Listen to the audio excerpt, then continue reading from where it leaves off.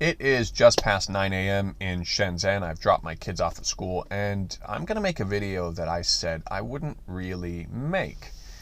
Now, I have made a video on anti-Chinese YouTubers before, but it was really light, and it was quite mild, and I wasn't really digging deep into anything like I want to in this video. But the reason I've never really wanted to make these videos is for a few reasons. One, I have seen pro-China or more positive China content creators, whatever you want to call them, making videos tearing apart these guys, and I thought it was really distasteful. I said, I don't ever want to do that. I didn't like how it was done. The second, I just want to make more positive content. You know, posting about Hong Kong for so long really drained me, and I just wanted to find some more positive topics to talk about. And then the final reason is one of my opinions on why they do what they do comes from them having a superiority complex, feeling that they are in a position where they can look down on people and judge them and judge their behaviors, and kind of standing up on a pedestal of sorts. And by me now judging them, I recognize that might be seen as hypocritical or ironic, that now I'm judging these people and I'm trying to make myself seem better than them. And so certainly there is that risk, but I don't care anymore. Especially because YouTube is really good at recommending their videos to me, even though I don't subscribe to them. And it's not that I don't subscribe to anti-Chinese content. If it was meaningful, well thought out critiques of China, I'd subscribe to it. I subscribe to podcasts that meet those criteria, but their stuff is just so superficial and inaccurate, to be frank. But the video that really threw me over the edge to just put this together was one of Lawai86, where he made a review of 2019 in China, and it was pretty much just crapping on China, you know, trying to convince people that they're living on stolen tech in China, even though they're leading the way in so many fields, in robotics, in high-speed train, artificial intelligence. And, you know, he even mentions Huawei. I mean, Huawei's 5G, when you benchmark it up against the closest competitor, it blows them out of the water. But I think the title of his video is what really epitomizes his one-tracked narrative and the purpose of his videos, at least in a metaphorical sense, because the title of his video was 2019 China's Darkest Year. I can't remember the exact title, but it had the word darkest in it. And for me, that word darkest is the perfect metaphor to illustrate how agenda-driven his content is. Because he doesn't even mention that China's the first nation on Earth to land on the dark side of the moon. And the engineering team behind it, I believe, were all under 35 or 40 years of age. Another huge accomplishment from here. But no. The darkest year has to refer to all other actual items that fit his perception of how bad China is. And so he talks about the Meng Wanzhou arrest also. You know, the daughter of the CEO of Huawei calls her a princess and talks about how one of the charges is her trading with Iran. I think that also epitomizes his limited understanding of how things actually work and what's really going on, because that specific example actually exemplifies how her arrest doesn't even meet double criminality requirements, because Canada has certain trade relations with Iran. And it just kind of goes on and on and on. But the thing I want to focus on is why is their opinion so different than mine? Why do you have these guys who have been in China for, 10 plus years also, they're not in China anymore, making such negative Chinese content? And I want to make this video for a few reasons. One, because when people say, where do I find out about the real China? People are actually recommending these guys like Lawai86, and that's kind of scary. And then the other thing is that people have asked me in my videos also, they say, well, why is my opinion so different than them? I'm also a foreigner who's been living in China for this long. I've had this long to kind of get to know China. So this is kind of an answer to that, or at least to try to theorize on what the reasons are behind that. And so I want to start off by saying that for foreigners or Chinese who are in China actually taking advantage of the amazing opportunities here, they're less likely to be content creators for YouTube and stuff like that. They have better things to do with their time. Now, that may say something about me, and you can say, I have a defense for that, but I don't want to get into that because I don't want to make this about me trying to seem like I'm better than them. And so if you want to assume that I don't have anything better to do with my time, fine, perfect, because that's actually besides the point, and I want to get into the main, you can probably agree that the main point of that is that people who do have a productive life here, who are doing really amazing things with the opportunities here, aren't really going to be YouTube content creators. So next, the other thing you need to consider is where they lived. So a lot of the stuff you can see from where these guys lived, they lived in the pretty poor neighborhoods of China. I mean, even his buddy, I think, slept on the sofa of his friend's apartment for the first 6 months he was in China. So when you see them coming out of China saying things like, oh, generally speaking, Chinese kids don't brush their teeth, which I've heard them say, which is completely ridiculous. Keep in mind where they lived. And the perfect way to illustrate this and illustrate the problem with their perspective is imagine if a Chinese person who had no experience with Western culture decided to go and move over to America and lived in a trailer park for 5 years. And when they came back, they started making videos in China to explain what the real America is like. There's nothing wrong with people who live in trailer parks, but you're going to have a very specific view of what Americans are like from that experience. And that's basically what happened. Now, I will say, they have said that they have powerful, rich friends, or they visited apartments that are really expensive. But you got to understand something. Foreigners were kind of a novelty before here. They call us the foreign monkeys, because a lot of advertisements, they just want to put a foreigner's face on it because it makes it seem more international or more, I don't know exactly what the right word is to use, but you got that in social settings too, where you get these people who bring foreigners and say, oh, come with me for dinner. And then they'll say to their friends, oh, come, this is my foreign friend, have a drink with them. And we were treated like these kind of magical unicorns. And that doesn't happen as much anymore, and I'm glad for that. I just want to be treated normally here. But for them, I don't know if that was an aspect that led to them leaving, that they're just ordinary people, and now they're going to be judged on what their actual accomplishments are.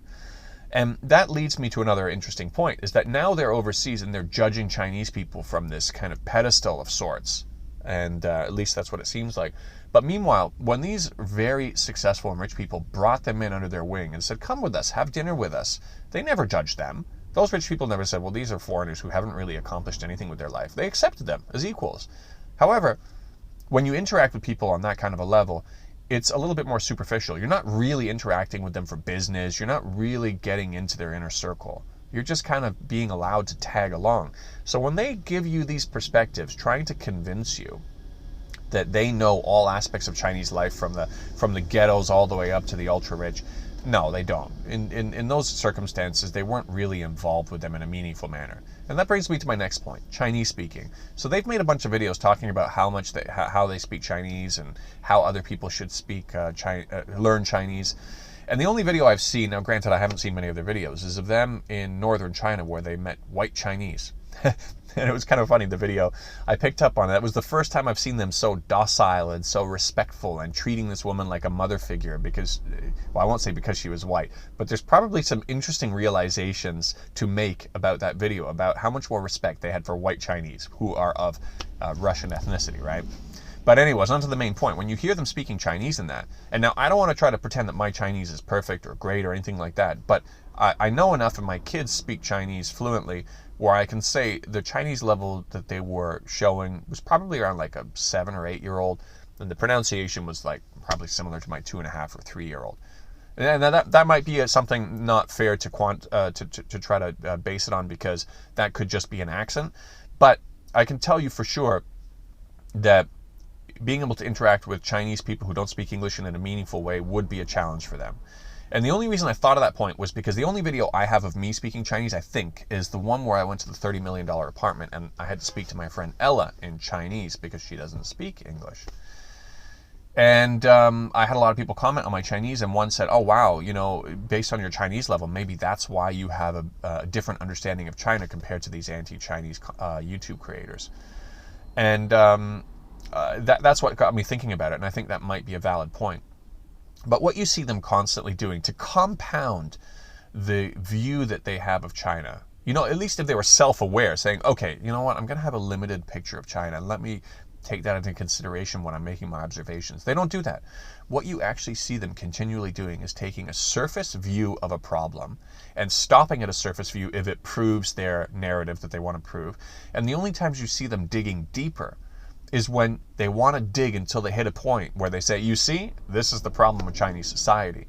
So it's all you really get from them, at least largely speaking. So I think one story that perhaps exemplifies that, taking a surface understanding of something, is a video that Lawai86 posted about when he posted a picture of Hong Kong on his WeChat and people exploded at him because he just said beautiful Hong Kong with no ifs, ands, or buts and no conditions attached. And Chinese people on his WeChat were like, oh, you don't deserve to have a Chinese wife, and basically were insulting him. And you got to keep in mind that whenever he talks about China, he's usually talking about all the problems, right? About the spitting or the hygiene or the littering or the social problems. And here you have him, the first time ever, posting a picture of somewhere in China, Hong Kong, and with no conditions saying beautiful. Well, hold on for a second there. You think about the time that he posted that. He posted it during a time where mainlanders are getting beat up in Hong Kong. One guy who works for JP Morgan put his hand up and said, "We are all Chinese," and the guy came out of the crowd and beat the crap out of him. You know, you have mainland Chinese students being evacuated from Hong Kong universities, being given temporary housing in Shenzhen so they can finish the rest of their curriculum here because it's too dangerous for mainlanders in Hong Kong. I've got my friend who's a lawyer in Hong Kong who's a mainlander. I drove him back and his family's moved back because it's just too dangerous for them. They don't want to be targeted. You have a guy who was bricked to death. You have a guy who was set on fire. And now is the time that you're going to post an unconditional statement of beauty in regards to China? And for him, the problem is with those people who exploded at him, not himself. Absolutely no ability to self-reflect. Now, I will say, he probably knew full well what he was doing because he said he wanted to do it as a test. And he got the reaction he was expecting.